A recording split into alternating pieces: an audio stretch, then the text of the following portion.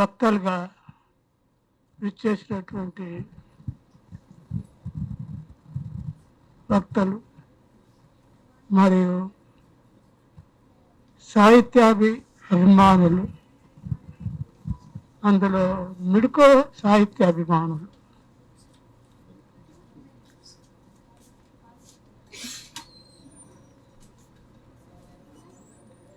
నేను సాహిత్య ఉద్యమం గురించి చెప్పడం అనవసరం అనుకుంటున్నా. ఎందుకంటే నాకంటే ఇక్కడ సాహిత్యాన్ని తెలిసిన వాళ్ళు, చదివిన వాళ్ళు ఎక్కువ మంది ఉన్నారు ఇక్కడ.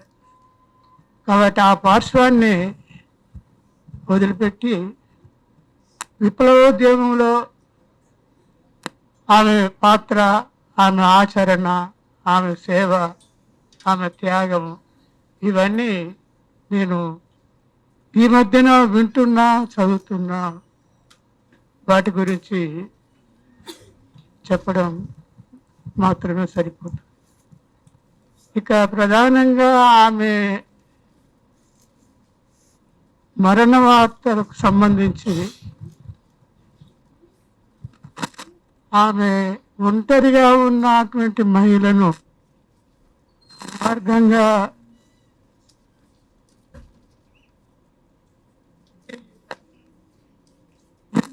బాధాకరమైనటువంటి విషయంగా నేను స్పందించిన.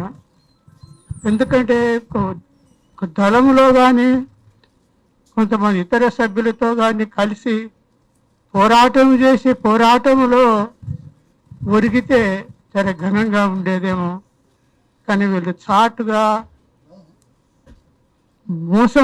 మోసం చేసి చంపినటువంటి ఆ విషయాన్నే నాకెందుకు అది వెలితిగా, దాన్ని జీర్ణించుకోలేని సమస్యగా, ఆమె విప్లవకారిణిగా ఉండి విప్లవకారిణిగా ప్రదర్శన అక్కడ లేదు కదా అనేది నాలో ఉన్నటువంటి సంశయం. ఇకపోతే ఈ మధ్యన కామ్రేడ్ లక్ష్మి ఇంతకుముందు మాట్లాడుతూ చివరిగా మా తల్లిదండ్రులకు, మిడుకో తల్లిదండ్రులకు వందనాలు అనేటువంటి మాటను వాడడం వల్ల నిజంగా మిడుకో వల్ల మేమంతా గౌరవనీయులమైనమా అనేటువంటి స్పృహ నాకు కలిగింది. దీంతో పాటుగా ఇంతకుముందు ఒక మిత్రుడు ఫోన్ చేసి ఫోన్ ద్వారా, అయ్యో మీరు మిడుకో తండ్రినా, మీతోటి మాట్లాడడం అదృష్టంగా నాకు తగిలింది, దీన్ని ఎంతో నేను ఉదాత్తంగా అదృష్టంగా భావిస్తున్నా అనే మాట మాట్లాడా. కాబట్టి నిజంగా మిడుకో జననం వల్ల మేము ధన్యులమైనామా లేకపోతే గౌరవపాత్రులమైనామా అనే గర్వంగా కూడా అనిపిస్తుంటుంది. మాకున్నటువంటి గర్భశోకం ఎంతో కలిగినప్పటికీ ఈ పరిణామాల వల్ల, ఈ జరుగుతున్న చర్చల వల్ల, వింటున్నటువంటి మాటల వల్ల నిజంగా మేము తల్లిదండ్రులము ధన్యులమైనము అనేటువంటి భావం, ఆమెను కన్నందుకు, ఆమెను పెంచినందుకు మేము చాలా గర్వంగా ఫీల్ అవుతున్నాం. ఇకపోతే ఇక ఆమె గురించి మీరు ఆమె సాహిత్యం గురించి మాట్లాడమని అన్నారు, కానీ సాహిత్యం గురించి నాకు ఎక్కడంటే మొదట ఆమెకు 1-2 కథలు భావుకథ రాసేదానికంటే ముందే నేను ఆమెకు ఒక ఆహ్వాన పత్రిక కొనిచ్చిన. ఆ పత్రిక ఆమె తిరుపతి ప్రయాణంలో ఉండగా ఆ పత్రిక ఏదైనా మ్యాగజైన్ కొని బాపు అంటే ఆహ్వాన పత్రిక కొనిచ్చిన. అక్కడనే ఆ పత్రికలనే తిరిగి మళ్ళీ వచ్చే సంపుటిలో ఆమె కథ వచ్చింది. అయితే ఆ విధంగా ఆమె రాసినటువంటి కథల మీద నేను కూడా ఆసక్తి పెంచుకొని ప్రతి కథను ఏ నెలలో ఏ పేపర్లో ఏ కథ వచ్చింది అనేది మనం పూర్తిగా చదివి ఆస్వాదించేవాడిని.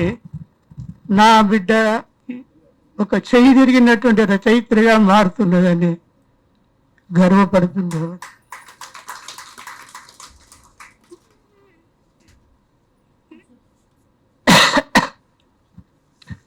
ఆమెతో మాకున్న అనుబంధం అంటే మాకు ఆమె ఒకటే బిడ్డ, చాలా ఎంతో గౌరవంగా ఎంతో ప్రేమగా పెంచుకున్నాము. అందులో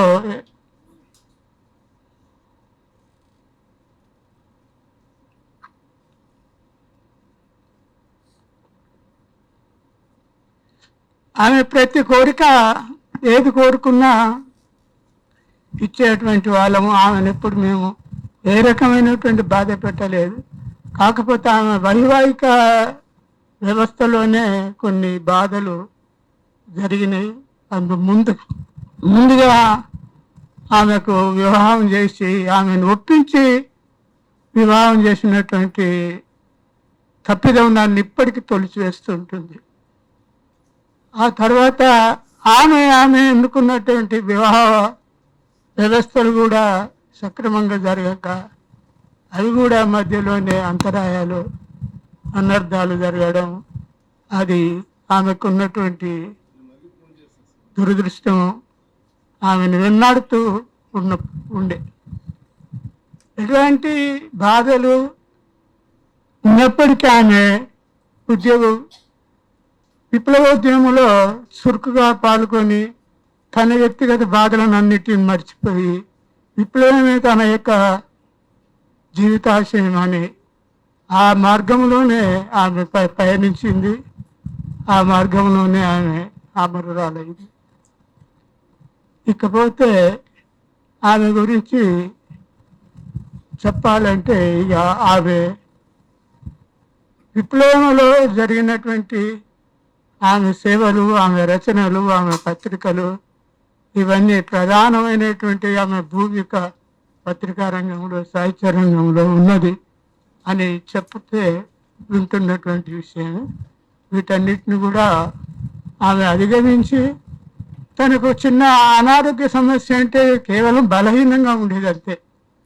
కానీ ఆ అనారోగ్య సమస్య ఉన్నప్పుడు ఆమె ఏ విధంగా అడవిలో సంచరించింది, ఏ విధంగా తన బ్రతుకును వెళ్ళదీసి విప్లవోద్యానికి సహాయపడింది అనేదే చాలా విచిత్రంగా అనిపిస్తుంటుంది మాకు. ఇంత బలహీనురాలు ఇన్ని కథలు, ఇన్ని సాహిత్య విమర్శలు, ఇన్ని వ్యాసాలు రాయగలిగిందా? ఇలా ఇంతకాలము 21 సంవత్సరాలు అరణ్యవాసం చేసుకుంటూ విప్లవోద్యమంలో కొనసాగింది కదా అనేటువంటిది ఒక ఆశ్చర్యకరమైనటువంటి విషయంగా తోస్తుంది నాకు. అంతిమంగా మిడ్కోని కన్నందుకు నేను ధన్యుని అని చెప్పుకుంటూ సరే.